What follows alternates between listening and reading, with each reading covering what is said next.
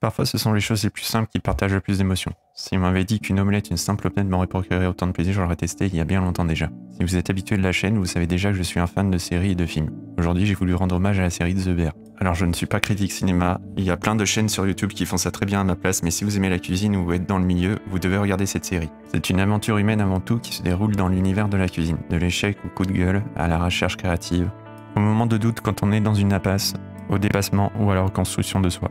Mais qu'en est-il de cette fameuse omelette? Dans un épisode, un personnage demande à Sydney, l'une des chefs de la série, si elle peut lui faire une omelette, simplement une omelette. Si au départ on est en terrain inconnu, on va très vite se rendre compte que ce n'est pas le cas.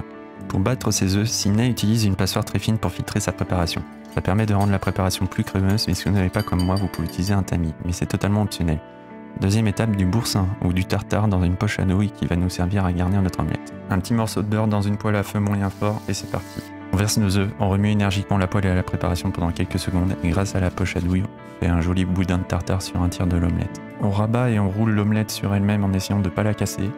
On pose dans une assiette et c'est presque prêt.